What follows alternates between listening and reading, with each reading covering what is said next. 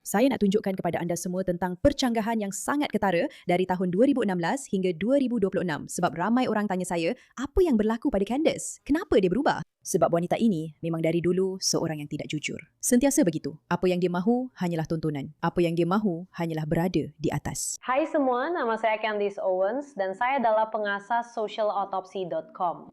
Pasukan kami telah meneliti antara muka awam Facebook, Twitter, dan Instagram, mencipta profil sebenar untuk individu yang menyebarkan ucapan kebencian di internet. Jadi Natalie Jean Beisner telah menulis tweet ini. Anak perempuan Candice akan membesar menjadi seorang perempuan jahat atau masuk penjara atau kedua-duanya sekali.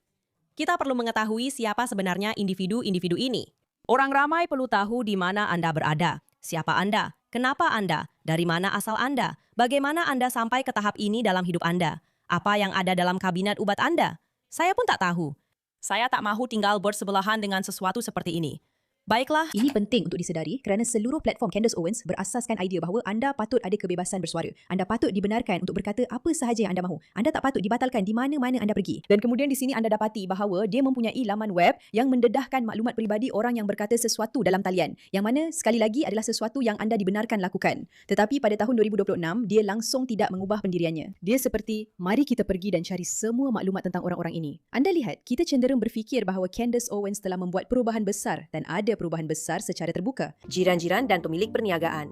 Dan buat pertama kalinya, anda akan diberi peluang untuk menjalankan simakan latar belakang sebenar ke atas mereka untuk melihat apa yang sebenarnya diwakili oleh orang-orang ini di sebalik pintu tertutup. Orang-orang ini seperti yang saya katakan adalah berbahaya.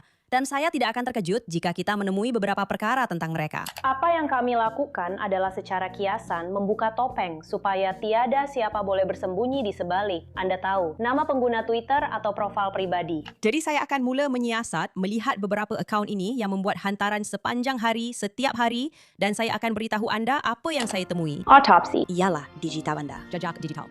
Ini memang apa yang dilakukan. Ini memang perkara utama dia, hanya untuk menipu. Dan sekarang untuk fikir yang dia sebenarnya di luar sana mempromosikan benda-benda Rusia. Saya mula faham kenapa orang-orang yang bercakap di TV panik, menjerit dan berbohong tentang kolusi Rusia bila mereka tahu di Amerika di mana platform ini sedang berkembang. Ia seperti alegori Gua Plato. Memang mengejutkan betapa bersih, cantik dan teraturnya bandar ini. Ia sangat berbeza daripada gambaran media. Dia sedang menyebarkan propaganda Rusia. Dan sekali lagi, anda mungkin di luar sana berfikir, mungkin Candace ada satu pandangan atau jalan untuk dipilih. Mungkin Candace betul tentang Erika Cook. Tapi, ayuhlah kawan-kawan, anda faham kan bahawa Rusia memang satu masalah? Anda faham kan bahawa pemerintahan diktator itu tidak baik? Atau mungkin anda tidak faham? Mungkin anda tidak faham. Dan kalau begitu, anda memang bodoh kerana ikut Candace Owens.